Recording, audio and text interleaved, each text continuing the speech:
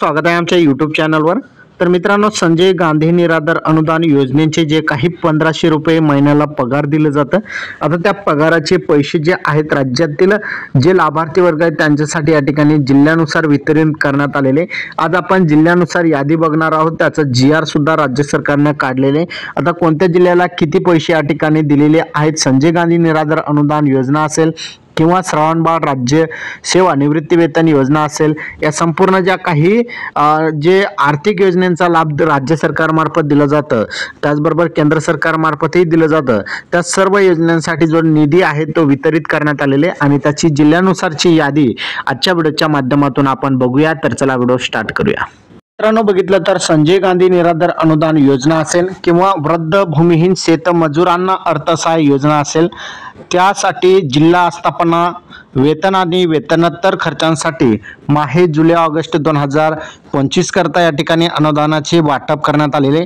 आता महाराष्ट्र शासनाचे सामाजिक न्याय आणि विशेष सहाय्यक विभाग यांच्या मार्फतचा 22 ऑगस्ट 2025 रोजीचा हा GR आहे, ज्या अंतर्गत 25-26 वार्षिक वर्षाकरिता संजय गांधी निराधार अनुदान योजनेच्या जिल्हा आस्थापनेसाठी 143,72,72,000 एवढा जो निधी आहे ते मंजूर करण्यात आलेलं होतं। त्यानंतर वृद्ध भूमिहीन शेतमजुरांना अर्थसहाय्य या योजनेवरील आस्थापनेसाठी जवळपास 57,54,63,000 एवढा निधी वितरित मंजूर करण्यात आलेला होता। वित्त विभागाकडून मंजूर केलेला अर्थसंकल्पीय तरतुदीतून संजय गांधी निराधार योजना जिल्हा आस्थापनेसाठी आतापर्यंत 44,29,92,380 एवढा जो निधी आहे, त्याचबरोबर वृद्ध भूमिहीन शेतमजुरांना अर्थसहाय्य या योजनेवरील आस्थापनेसाठी 17,81,79,992 एवढी रक्कम जी आहे जिल्हा सर्व विभागीय आयुक्तांना वितरित करण्यात आलेलं आहे। आज सुद्धा काही निधी या ठिकाणी जुलै आणि ऑगस्टसाठी वितरित करण्यात आलेले, त्याची आपण जिल्ह्यानुसार माहिती बघून घेऊया। आता हा जो विवरणपत्र आहे तुम्ही बघू शकता, सामाजिक न्याय आणि विशेष सहाय्यक विभागाचा हा विवरणपत्र आहे। माहे जुलै ऑगस्ट 2025 अनुदानाचे वाटप करण्याकरिताचा हा या ठिकाणी विवरणपत्र आहे। सर्वसाधारण आस्थापना अंतर्गतच्या या ठिकाणी बघितलं तर आता अनेकांचा प्रश्न असेल, हा जो निधी आहे कोणासाठी वितरित केला जात आहे, तर हे सर्वसाधारण आस्थापनासाठी माहे जुलै ते ऑगस्ट 2025 करता हे निधी आहे वितरण करण्यात येत आहे, ज्यामध्ये पुणे जिल्हा असेल। यामध्ये समोर तुम्ही रक्कम बघू शकता, पुणे जिल्ह्याच्या समोर जेवढी रक्कम असेल ती या ठिकाणी वितरित करण्यात आलेली आहे।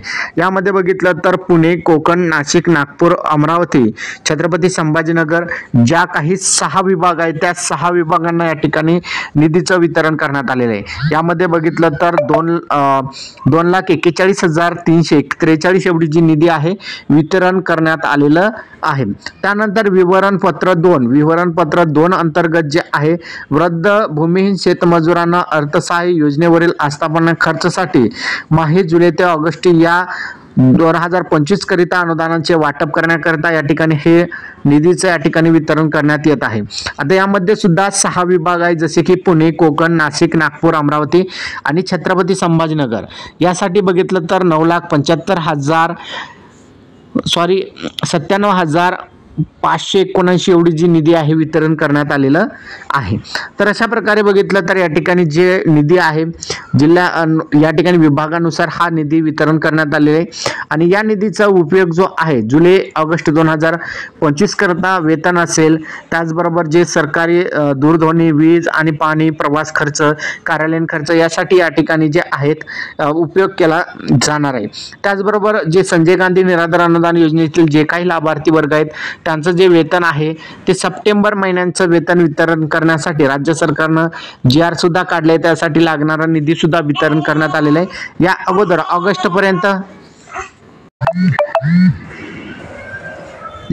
ऑगस्ट पर्यंतचा जो निधी आहे राज्य सरकारनं वितरित केलेला आहे आणि सप्टेंबर महिन्याचा निधीचा सुद्धा GR राज्य सरकारनं प्रसिद्ध केलेला आहे। येत्या 5 सप्टेंबर पर्यंत हे सर्व पैसे जे तुमच्या खात्यामध्ये जमा होतील। हा व्हिडिओ तुम्हाला कसा वाटला कमेंटमध्ये नक्की सांगा। चॅनलवर नवीन असाल चॅनलला सबस्क्राईब करा। धन्यवाद।